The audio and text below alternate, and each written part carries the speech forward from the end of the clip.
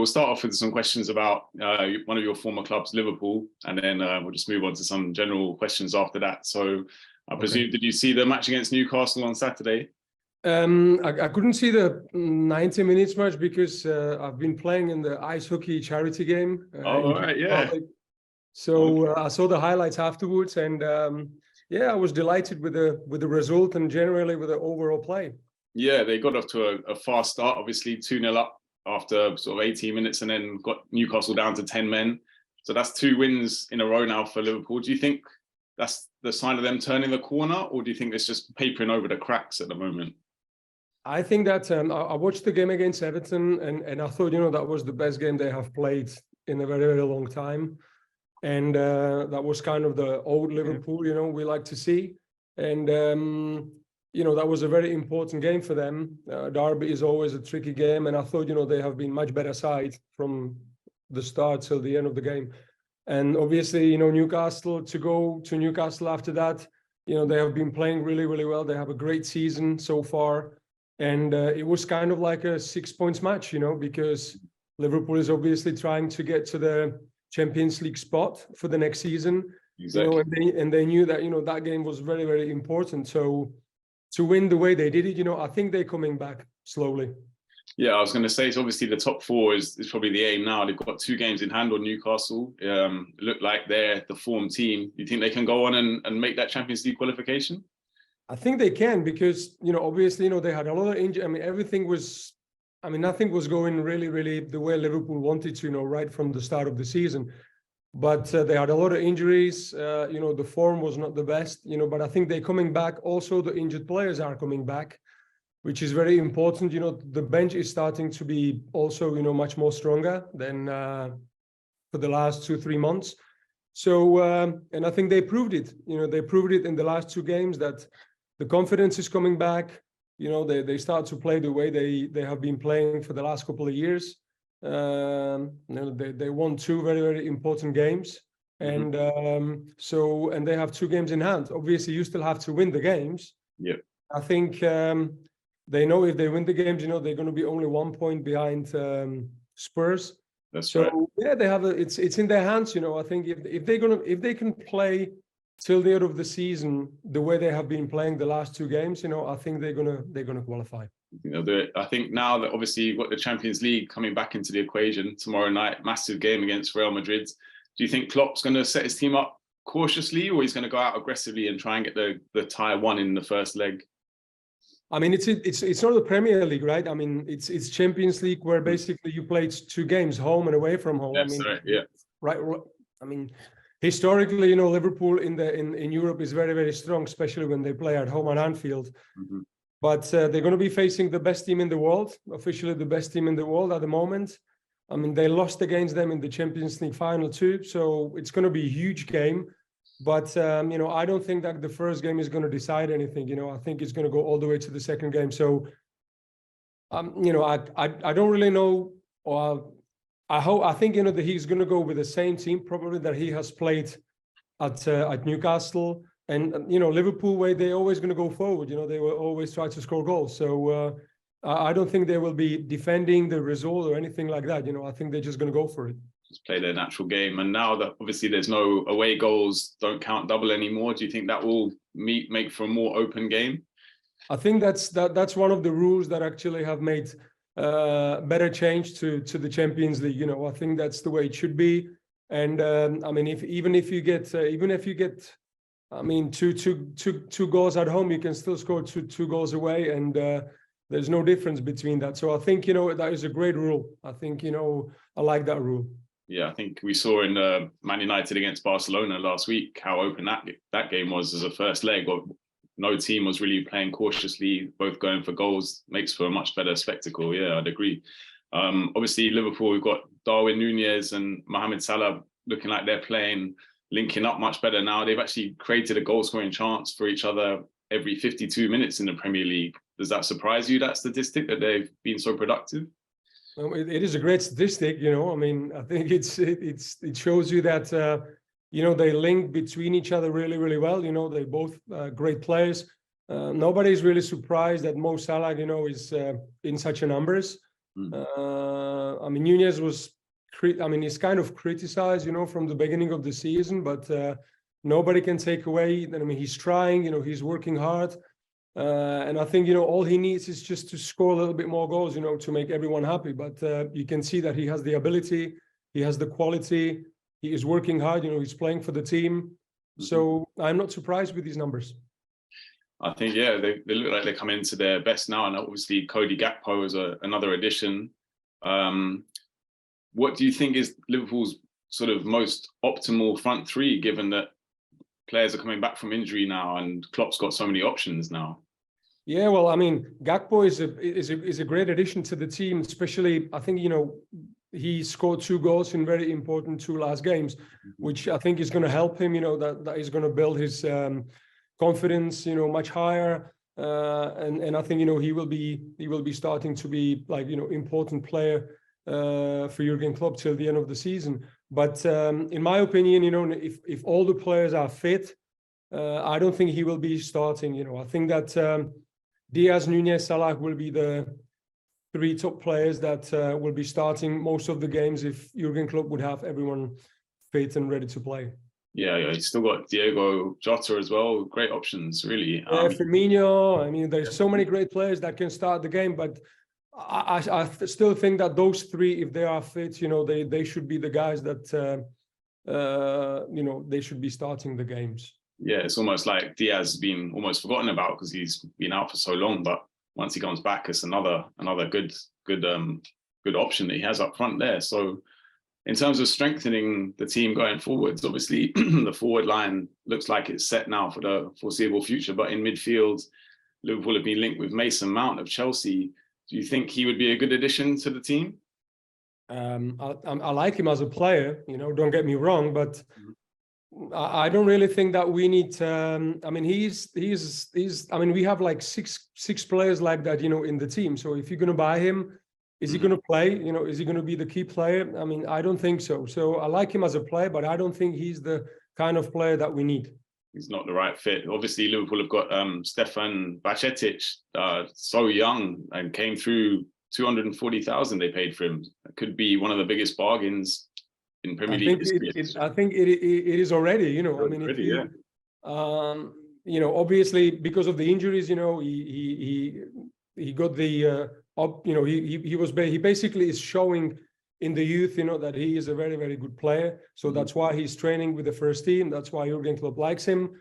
And because of the injuries, there was opportunities for him to show that, he can play for the first team. And as I said, against Everton, I mean, he was the star player in the team. Against Newcastle, tough game away from home. He played a great game again. So yeah, I think he can be one of the main players for Liverpool for the future. He looks totally unfazed by the pressure for someone so young. Do you think he will keep Thiago Alcantara out of the team once he's back from injury? I mean, Thiago is experienced, he's a fantastic footballer, I mean, he can dictate the tempo and everything, but I'm just lacking more goals and assists from him. I think generally in midfield, if you look at the numbers, for the last couple of years, we have great hard-working midfield players, but not many of them is creating or scoring goals. Everything is up to front 3 players. So it would be nice if we could get a midfield player which can now and again, to score a goal or create a goal. So Bajcetic, I think, can do that. And obviously, it is a long season, but I would rather play him. He's young, he's fresh, so, and he's proved that he can play in the starting 11 with no problem. So he would be my choice. That's right. He's the future, isn't he? I mean, if you go back to Thiago, it's almost like a step backwards. So it makes sense to stick with him. Speaking of injuries, before, like you said, obviously a lot of players coming back from injury. Virgil van Dijk almost back now. Do you think he will ever reach the heights that he reached in 2019 when he almost won the Ballon d'Or? Or do you think the injuries are going to prevent him from reaching that level again? I mean, every player is going to go through up and downs, through his career. So it is normal, I mean, if you can't really prevent injuries, it's just the way It's part of the game, basically. So, I still think that he's one of the best defenders in the world. And, if he's fit, I don't see a reason why he couldn't reach the same level as he did in the 2019. I still think that he's a very, very important figure for Liverpool Football Club. And, when he's playing, and his presence, I believe that, all the players are feeling like, okay, when he's playing, so we kind of safe at the back. Because that was the strength of Liverpool when they were winning everything. They were not conceding, and so they could. They knew that if they're going to score 1 or 2 goals, they're going to win the games, which is not the case in the last couple of months. But I think they're going to get there again. I think they're going to be strong defensively again. That's it. You see how important he is when he's there, because he exudes calmness, doesn't he? He makes the rest of the team just very, very tranquil, which is important. But in terms of the manager, Jurgen Klopp, obviously earlier this season when Liverpool's form was not good, he seemed a bit unhappy. Do you think he's lost some of his drive and his focus that he had when he first arrived in 2015? I don't think so. I think he's focused more than ever now, because obviously, he has achieved everything with Liverpool ever since he signed. He won every single trophy he could win, which is amazing achievement, right? And obviously, the team now is going through a period where there were injuries. They not really play. They didn't play that well. Obviously, a lot of players are getting older. So he is in the period of his Liverpool stay where he has to rebuild the team a little bit. Mm-hmm. And he's not getting the money he would like to, I guess. Yeah. But I think they're gonna provide that for him in the summer, and I'm sure that he's going to get players that he needs and that he's looking for, and the players that will strengthen the team and the squad. So, as Jamie Carragher said, he is the last person in the football club that you would be looking to change or to sack.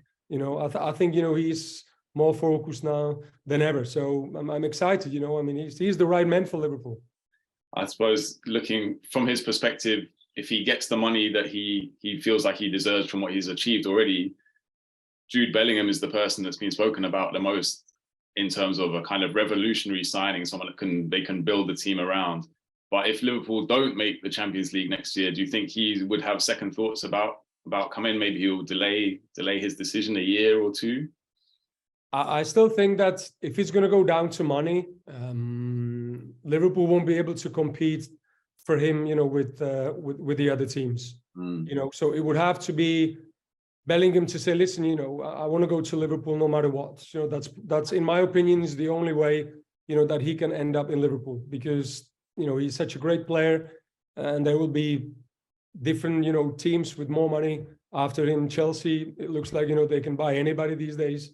So I think it's going to be very difficult unless he will make 100% everybody to know that, I want to go to Liverpool, no matter what. But do really Jurgen Klopp want to spend 120, 130 million on one player? Yeah. I don't know, because I think he will need more players, not just one. Don't get me wrong, Bellingham is a fantastic player, but is he going to change anything just on his own? I don't think so. I think they will be looking to buy more players, because in my opinion, few players will leave in the summer. And so they will need a little bit more players to get into the squad.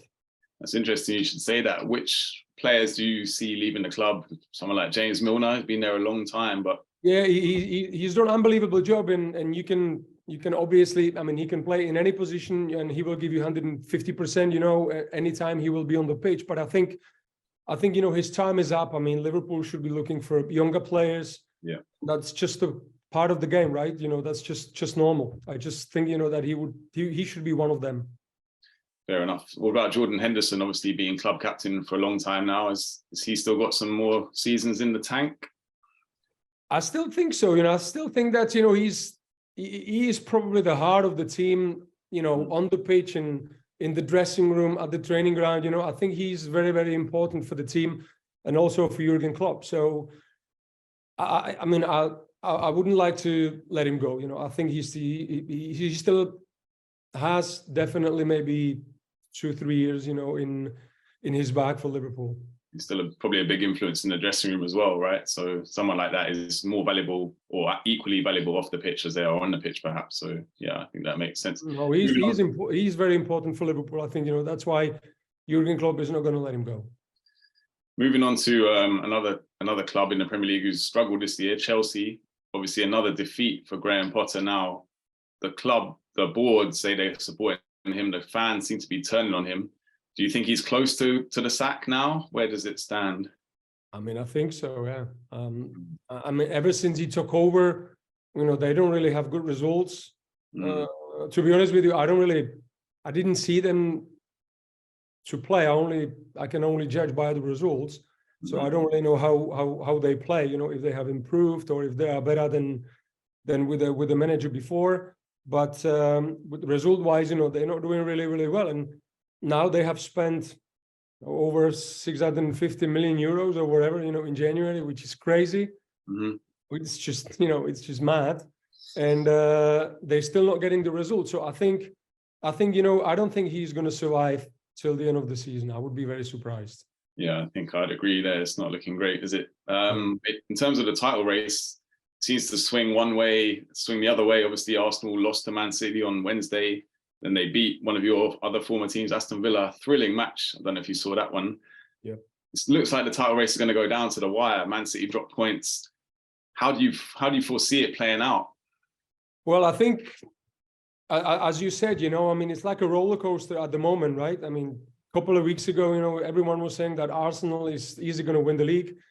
And, they dropped a few points. They lost the big game against Manchester City. And now the gap is much, much smaller. So, they both good teams, they both play great football, but it seems to me like Manchester City, even if they have Haaland, they don't have the edge as they had, a couple of years ago, or last year or the year before when they won the league. So they're not as I don't want to say as good, but they're dropping points more than they have used to. So I still think it's going to go all the way down to the last game of the season because that they will be dropping points. So, it's going to be like a roller coaster till the end, which is fine, which is great. I like that. It's good for the fans. It's great for the neutral. Yeah, 100%. Yeah, exactly. It's going to be one of the best title races in a long time. Yeah. Another interesting kind of subplot that's going on is Haaland against Rashford in terms of the Golden Boot. Haaland against Nottingham Forest had some great chances, couldn't convert them, and then ultimately it cost Man City 2 points. Who's looking kind of more likely to win the Golden Boot in your eyes? I still think that, I mean, I don't really care, to be honest, because none of them is playing for Liverpool. But I think Rashford is having a fantastic season. I quite like him. I don't really follow Manchester United that much, but I like him. I like him as a player. I think he's a fantastic player. And if he's going to carry on, like this, till the end of the season, then, he can be the one who is going to win it. But if I would have to bet, and I'm terrible at betting, I mean, so I would go for Haaland. But, bottom line is that if Haaland is going to win the, goal scorer of the season and they're not going to win the league, so, you know what I mean? It's great for him, but it doesn't really matter for the players, who is going to win it. But, they want to win the league, or they want to win the trophy. So, and if you win the trophy and you're also the best goal scorer, that's the icing on the cake. But True. If you're the best goal scorer and you finish second, I mean, it's not the same. So I'm sure that, they both want to win it, but I think, the team is always, the priority. Speaking of, we spoke about Aston Villa there. Obviously, they've got Unai Emery in now as their manager. He's got off to a great start. Seems to have fallen away slightly. Do you think Aston Villa is much more of a suitable club for him than Arsenal before in terms of expectation level? Oh, it's, I think at Arsenal, I mean, he had more finances, probably to bring and buy players. I don't think he has that much money to buy players that he would like to get at Aston Villa. I mean, he has done an unbelievable job in Spain, but it didn't work out for him, when he was at Arsenal. And so far, with the Aston Villa, it's also like, you know, I mean, one good result, one bad result, you know, it's like one step forward, two steps back. So, you know, I think, you know, Aston Villa they should be middle table team. So I don't think they're going to get any higher unless they spend money. And, you know, hopefully they're going to stay somewhere in the middle. It's a fantastic football club, you know, I mean, with a great history.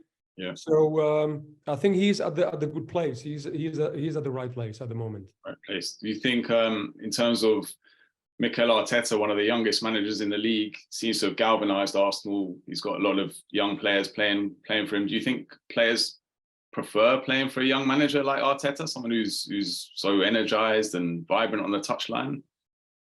I don't. I think, you know, I mean, Jurgen Klopp is 55 and players love to play for him. You know, I mean, Sir Alex Ferguson was, I don't know, in his almost 70s, and he was loved by the players, you know. So I think it's generally about the chemistry, you know, you create as a manager. You can be a young manager, and I mean, the players won't like you for whatever reason. So I think as a good manager, you need to be a good psychologist as well, because you have 25, 30 players in the squad, and every player needs something different. You know, some players you need to talk to them all the time. Some players you need to leave them alone. You know, some players you have to tell them, listen, you need to play better. You know, I mean, every player needs something different. So if you're a good psychologist and you have good training sessions, you know, I think, you know, then you have a chance to have a great relationship with the team. I think that's something actually. Graham Potter has a degree in psychology, but perhaps the fact that they brought in so many players in such a short space of time at Chelsea, he can't sort of figure out which players need what kind of motivation or what kind of maybe that's to do with where it's gone wrong for him at Chelsea. I don't know. You know, we don't really see who is buying the players. Maybe, you know, he didn't want those players. You know, maybe he wanted somebody else, but we don't know who is deciding, you know, which players they're going to bring and how much they're going to pay for them, you know. So, you know, I don't really know. I don't know the inside of the club, but, you know, for me, they have been buying players for big money, and some of them I didn't even know before. So it's just, you know, if you want to really spend big money, I mean, you should spend them on players that have been there, have done it, you know, have proved themselves, because Premier League is a tough league. You know, I like Fernandes. He's a fantastic player. He won the World Cup. But he only had one good season, and you pay 120 million for him. I don't know. Maybe he will end up as the best player of the league. But you know, time will tell. We'll see. Yeah, maybe it won't be. Maybe it'll be under a different manager, though, judging by how things are going at the moment. Yeah, could happen. Yeah, that could happen. Erik ten Hag is made a good impact at Man United since he's been there. But do you think a lot of that is purely down to Rashford's form, and maybe it's a bit of a one-season wonder effect, or do you think he's got the momentum to carry it on next season?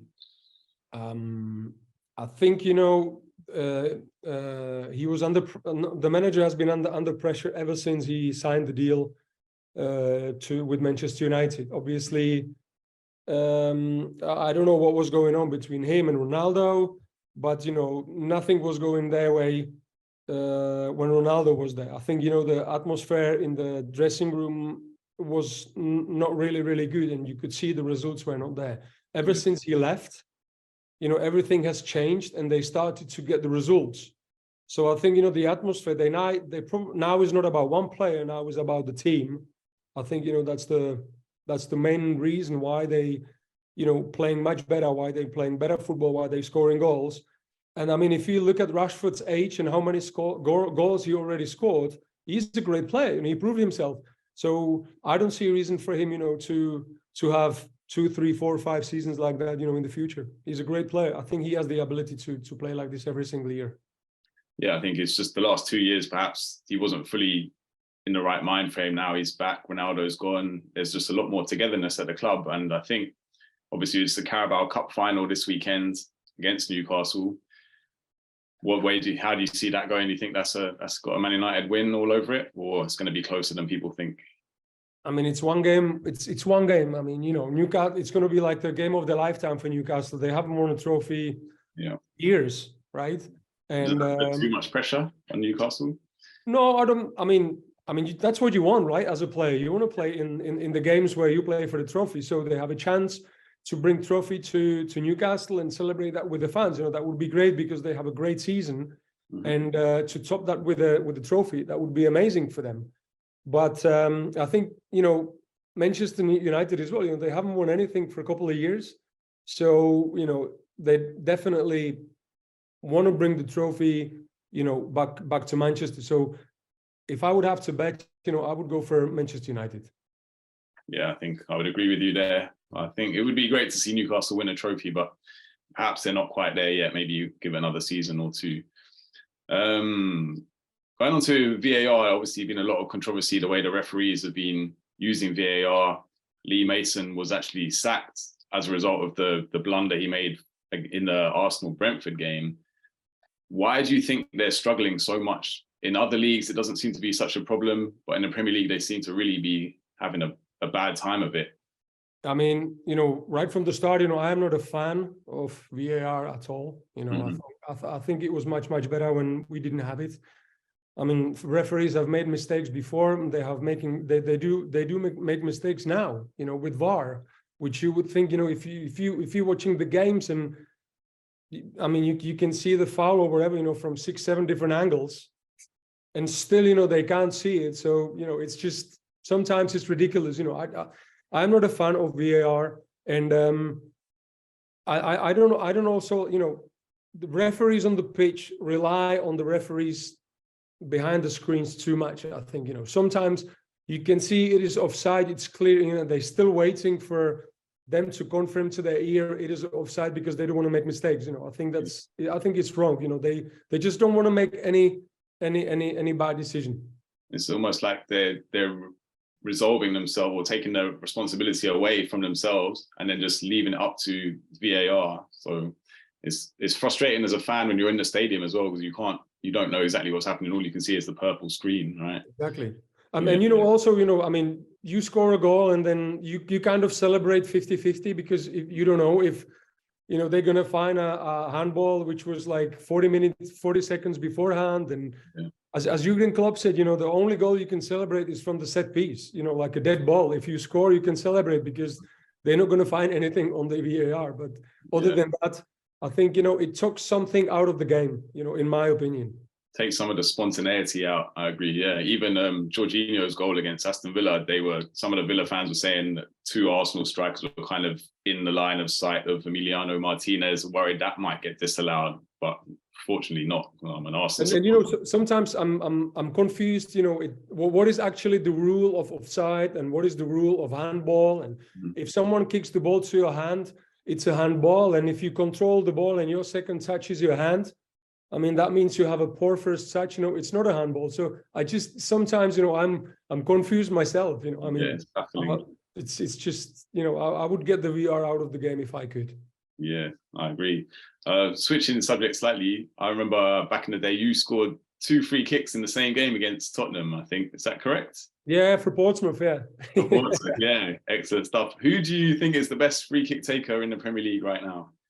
Well, I think there's not that many who would be scoring, very often, from free kicks. I think, from Liverpool points of view, Trent has a great ability to score from the free kicks, but I just don't think he gets that many opportunities.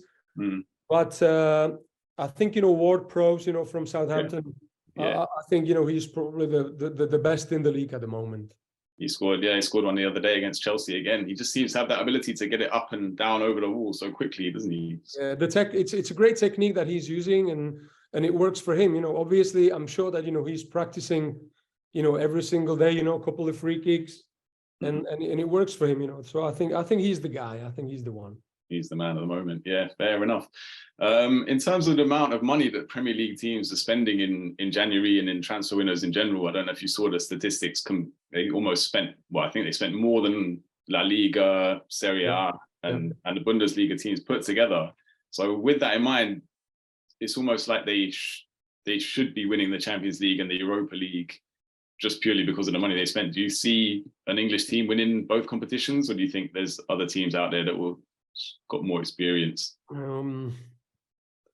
I don't think. You could see also in the past that even if you spend as much as you can, it doesn't guarantee you that you're going to win Champions League or the Europa League or the Premier League.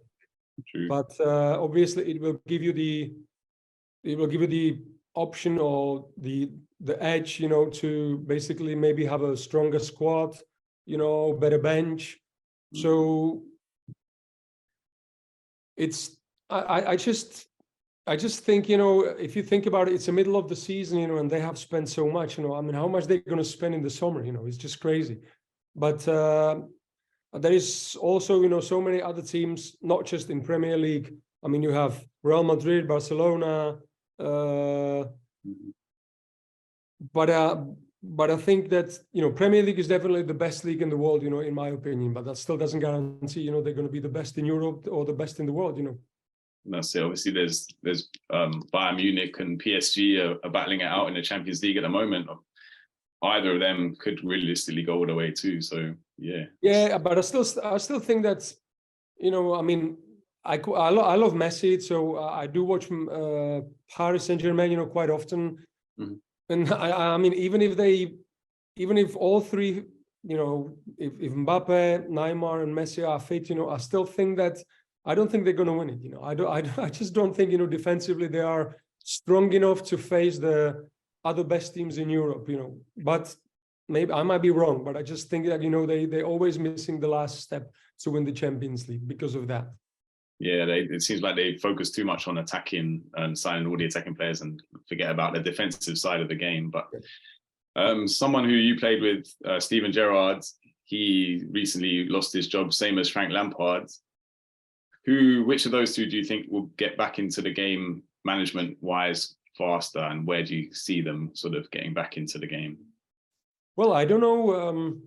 Obviously, Stevie has been out of the game much longer now than Frank Lampard. Yeah, I don't really know. What's their plans? If they really want to go back into management or not. But well, I hope they will, because they have been both great players, and it's for them. They're still young managers. It's a learning process for them. It doesn't mean that if you have been one of the best players in the Premier League or even in the world, that you're going to be the best coach in the world, straight away. But Stevie has done a fantastic job at Rangers. I think that was brilliant, like a learning curve for him. Then he came to Aston Villa, and he realized that Premier League is a different animal. It's totally different than Scottish League. Yeah. So I'm sure that if there's going to be good opportunity for him, that he would jump straight into it, because I think that's what he wants to do.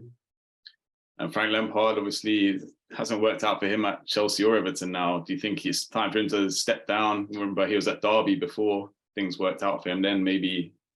Yeah, whatever he was, he didn't really do that such a good job. I mean, he was at Chelsea, then Derby, then at Everton, and you couldn't see that.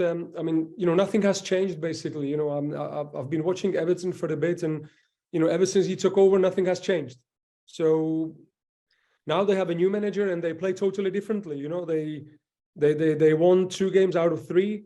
I mean, they know they don't have the players to overplay teams. So they need to play to their strengths, and which I think that, Lampard was used to train and play with the best players in the world at Chelsea. But if you go to teams like Derby or Everton, you just don't have the best players in the world. So you have to somehow, find the best way for your team to compete in the competition. And he didn't do that. That's right. I think, have you seen Michael Carrick is at Middlesbrough at the moment, I think, and they're playing some good football. Sunderland, sorry, actually, and yeah, they're just making use of the players they've got, rather than obviously when you step up to the Premier League, you have to suddenly deal with the pressure of signing players as well, and tactical, and the pressure every week, relegation battles. Yeah. So I mean, I mean, as a new manager, I don't think even if you come as a new manager in the summer, okay, you get some money to buy players, but you're not going to change the team. So you really have to work with the players you have. And if you joining a team which has been fighting for the relegation for almost every season for the last decade, then obviously it is going to be nerve-wracking. It is going to be, you're not going to win the first game. You're going to drop the points second game, third game. And then, right from the start of the season, you're at the bottom of the table. And the pressure is, building up and building up. So that's basically what happened to him at Everton. Yeah. Switching back now to a week ago or a couple of weeks ago when the Premier League charged Manchester City with, 100 counts or so of financial irregularities. Do you think that's almost motivated them even more to go out and prove that they're the best team? Well, first of all, I was surprised when I was reading that because, I would imagine that if you, as such a club, you have people in the club that basically are checking, all the regulations. So why do we want to do something illegal if we can pay for it, in the future? Well, I just don't get it, I mean, it's just, I think I just don't get it. It's one of the best teams in the world. They have one of the most richest owners in the world. And, if they proved guilty, then, I would be so surprised. And also on the other hand, I was reading that it can take 3 to 4 years before they actually find out if they have been guilty or not, which is a very, very long time, right? But if they will, then, they should be stripped of everything. Yeah, that's what you say. Oh, of course. I mean, it's just, you have to follow the rules. If all the teams are following the rules and you are not, you should be punished for it. Yeah, I think that's a fair way of punishing them. But whether it actually gets to that point, because they imagine how much money they can spend on lawyers, and they'll appeal and it'll go on and on and on. Yeah, maybe we'll never actually see the outcome, but hopefully justice will be done in the long term. I hope so too. So, yeah, because then obviously Liverpool were a team who missed out, and they but it's not just. I mean, it's not just about Liverpool. I mean, it's also about the other teams. If 99% of the teams in the Premier League, can follow the rules, and they are not, then I mean, they have to be punished. But as I said, I just don't get that if you have I mean, it's one of the biggest clubs in the world, and they have been probably one of the best teams in the last decade in the Premier League. They have been winning trophies. Also, the way they play, they have a great manager. So I just don't get it how this can happen. Basically, that there must be someone who is going to ring the bell and say, listen. Just we can't do that because we are stepping over the line, and basically sometimes in the future we can be punished for it. Yeah, I think it's a case of almost like just head in the sand. Just we'll deal with the consequences if they ever come. Hopefully they won't, but maybe they are now. So one more questions. Just one about who do you think's been the best sort of young player in the league this season? Bukayo Saka's obviously having a great season for Arsenal. Martin Odegaard, Rashford. Yeah. Who's impressed you? True. I would say these two guys. I mean, they both carry, and they're very young. They're carrying their teams. They're scoring goals. They're very important players, for their team. So, definitely one of those two guys. Yeah, they're really good players. I like to watch them. They're good. Great players. One question just about your time at Liverpool. When you signed for the club, how long did it take you to be able to translate or understand Robbie Fowler and Steve McManaman's accents? Well, we had Sammy Lee in the. Phil Thompson, as two assistant coaches. Yeah. Ronnie Moran, was the Liverpool legend. He was in the team as well. So, but to be fair, when I came to Liverpool, I didn't speak the language. Oh yeah. So it didn't really matter to me that much, who was talking to me, because I couldn't understand anybody. But Liverpool accent is obviously very strong and very hard to understand. So my best friend, when he visited me. In Liverpool after the first 6 months when I was there, we went to the town to buy something, and he was in America. He was studying in America, so he could speak English, and he couldn't understand a word in Liverpool. So he was like, "Man, what kind of language is that?" So, but they're great people. I had a great time, and they're fantastic people. So Scousers are in my heart. Yeah, well, you still live up there, right? Up that way.